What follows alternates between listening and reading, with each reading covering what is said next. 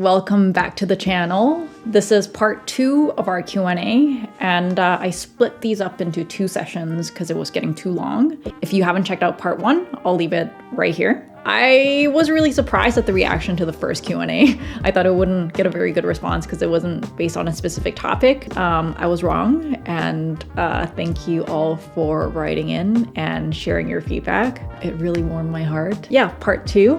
Let's start.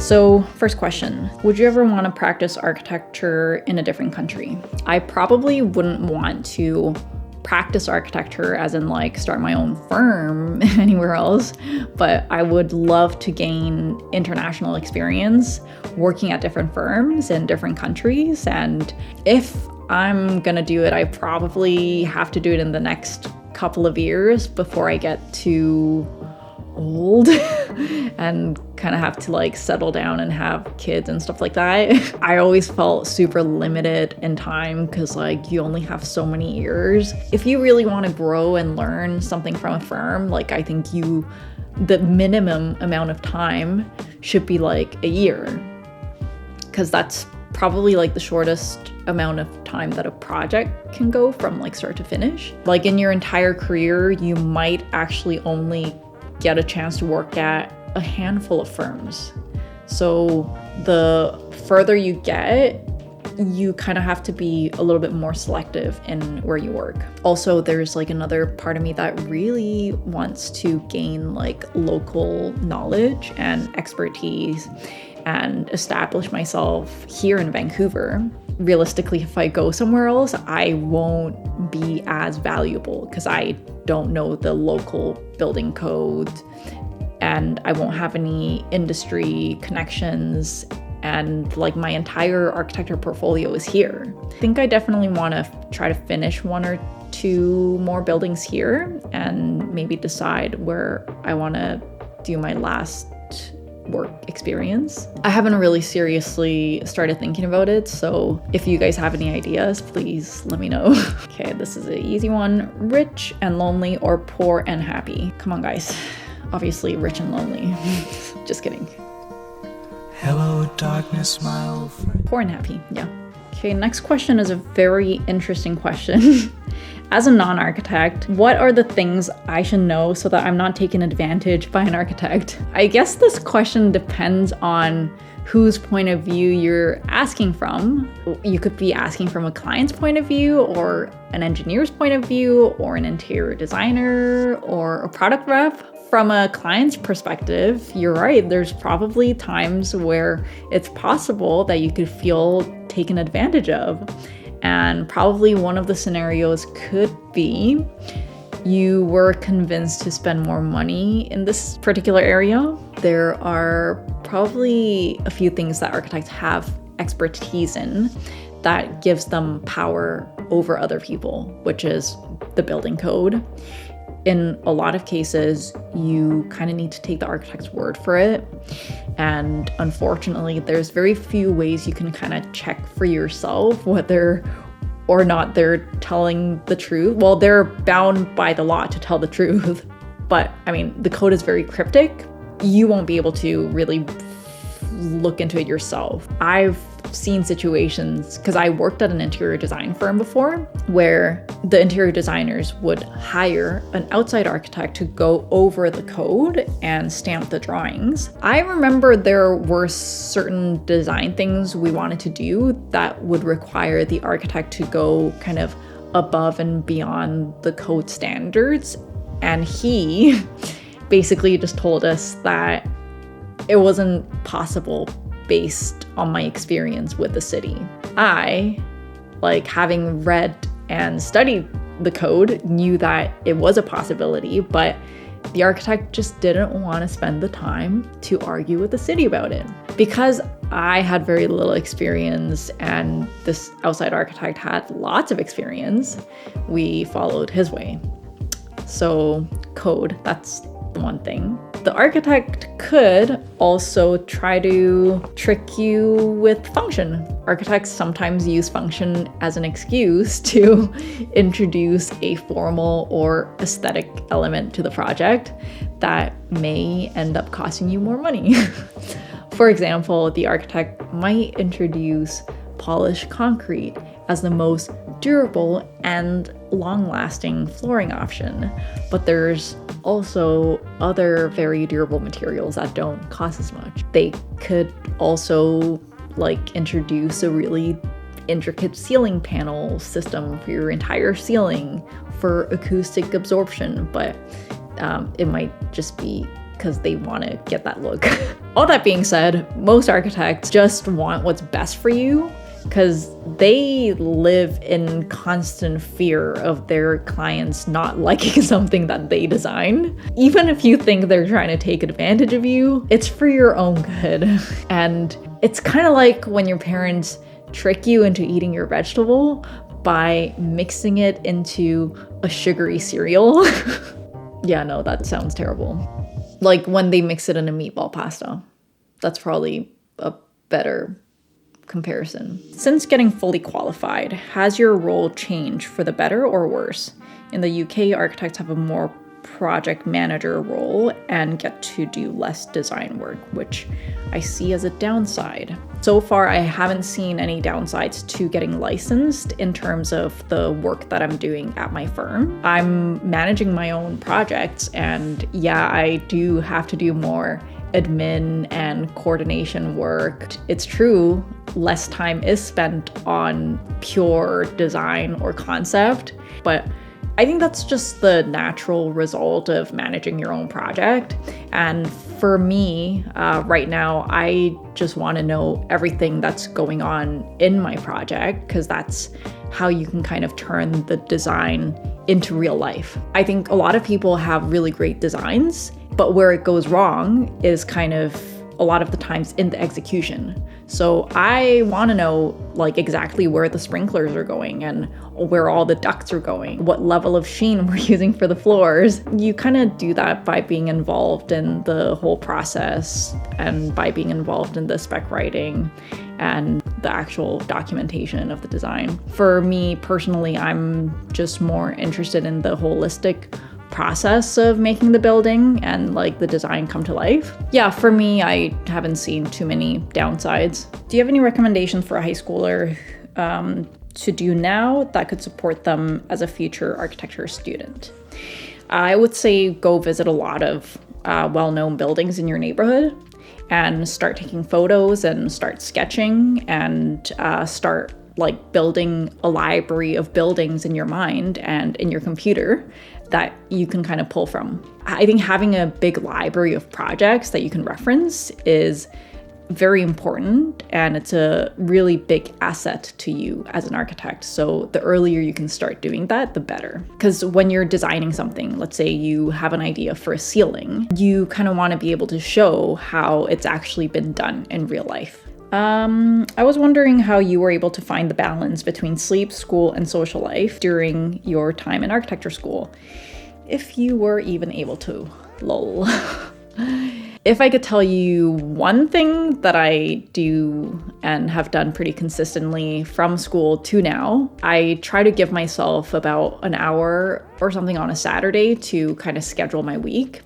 And I try to, create a rough schedule of what I want to do every single day at the beginning of each day. When I'm sitting down to make my schedule for the week, before putting any tasks or times, I just try to make a list of literally everything I have to do. Just dump everything on a list. I call this my inbox. And once I finish that, I kind of go through the list and actually try to figure out what needs to get done that week. If there's things that can wait, those things just kind of stay in the inbox and I review it again a week later. When I'm putting those tasks into my weeks, I try to chunk similar tasks together so that I'm not switching from doing emails to doing drawings to doing phone calls.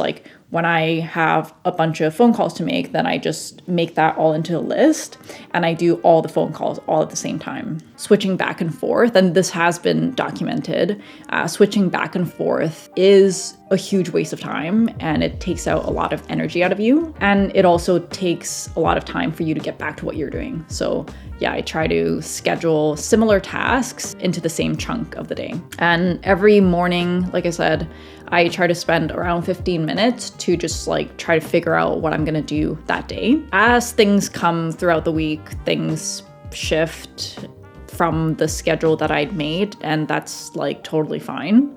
Generally give myself like a time limit for doing certain tasks.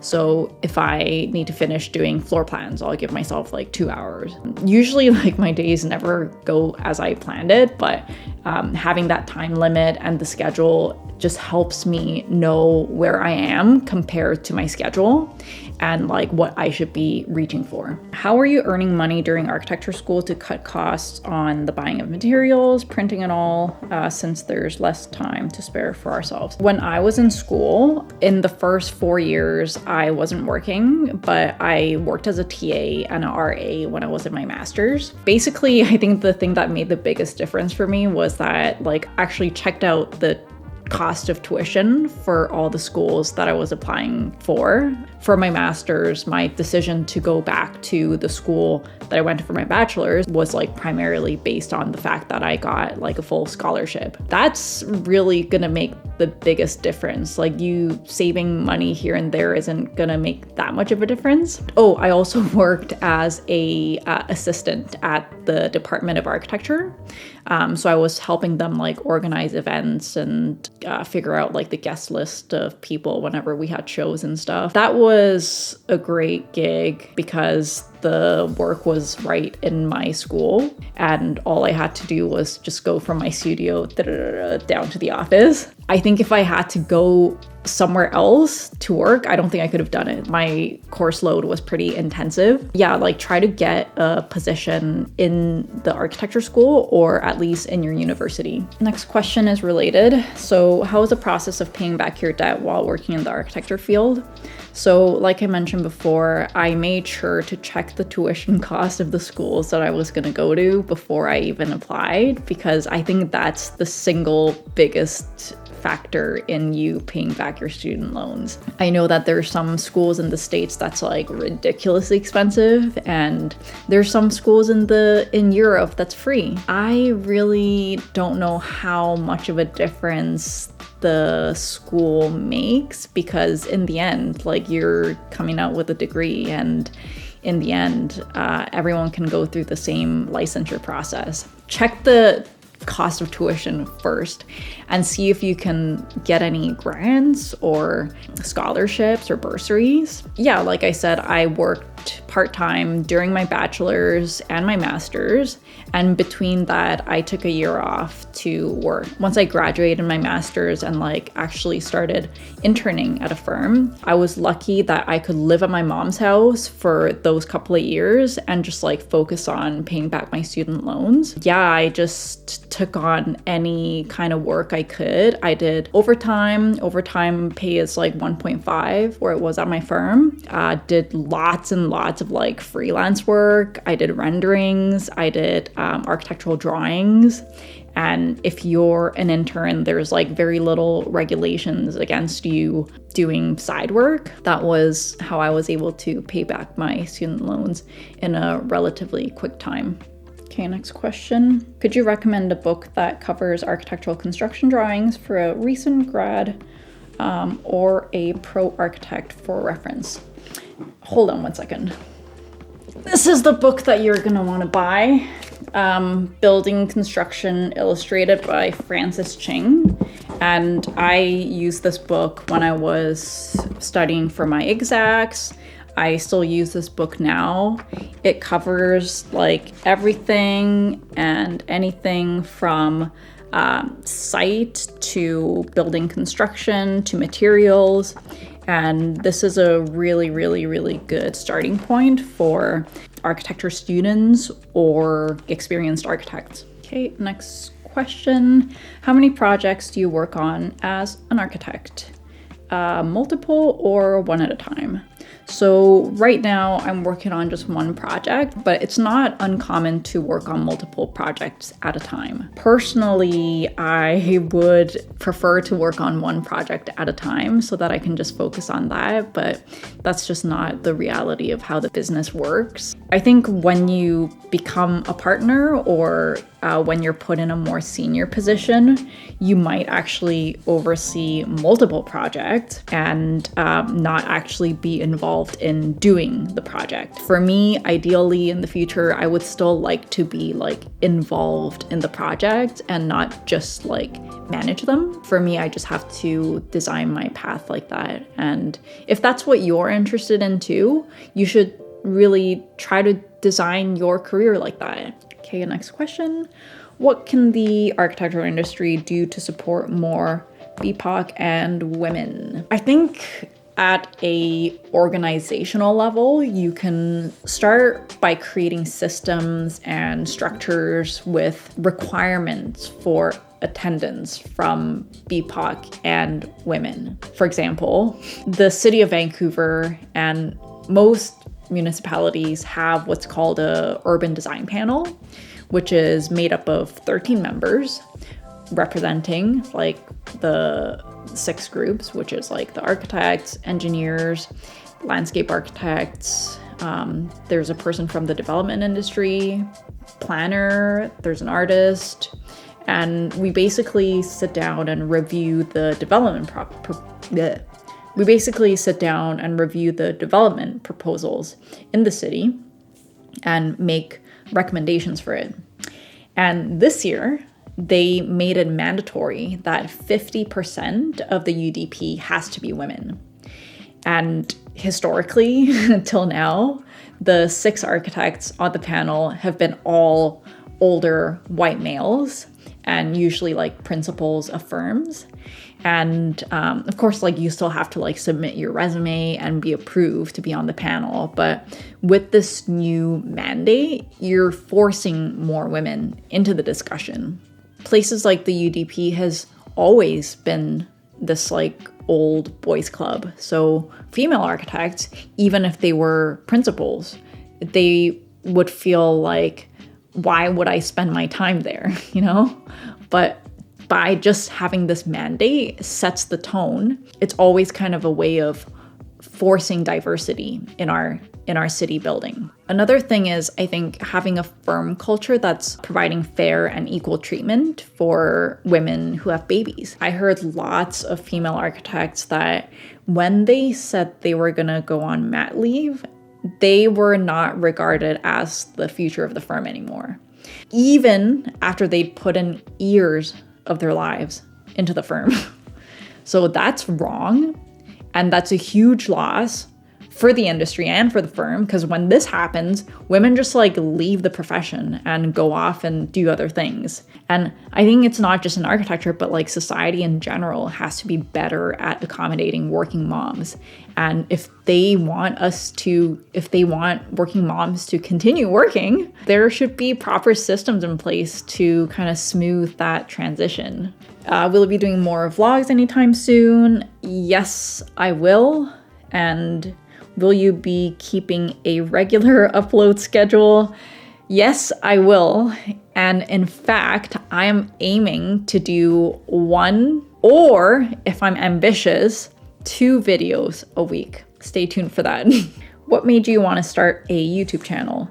I actually answered this in my very first Q&A video, so you can check that out here. And the next question is, how can I grow more in the architecture community on YouTube? Like any other industry, making high quality content, give value, and give out free value and insights that you're not going to be able to find anywhere else, and make videos consistently. Another thing is, you should try to learn how to edit your own videos, develop your own style, and then hire an editor so that you can tell them exactly how you want it to be edited, and you know exactly like how long it's going to take. How, in your opinion, do you think Canadian architecture compares to the rest of the world? I'm actually gonna make a separate video on this, so stay tuned. Have you or do you intend to work on international project? I have not worked on an international project yet, but it is one of the reasons why I joined the firm that I'm at right now, which is a UK firm with their satellite office in Vancouver. And so the UK base definitely does tons of projects all over Europe and the world. There's quite a lot of crossover between our office. So definitely, hopefully I'll get to work on some international projects. What's your favorite architecture place? Since you said place, not a particular building, I'm gonna say Venice is my favorite place. I love going there and just like walking around the labyrinth and alleys without like any particular destination or like looking at the map. And you're just like transported into a completely different world. And it's quiet and mysterious. And I just love that feeling of getting lost in the city. Thank you for joining, guys, for this part 2 of the Q&A. I hope you found it interesting or at least entertaining. If you are interested in some of my other videos that actually have a topic, I have videos on presentation techniques, videos where I talk about creativity. I'll leave it in the description if you want to check it out. If you have any follow-up questions or further comments, just leave it in the comment section. If you are interested in seeing more videos and you are not subscribed to the channel, please subscribe. I have some good content coming out every week, possibly even twice a week. If you enjoyed this video, please give me a thumbs up, and I'll see you guys in the next video. Bye!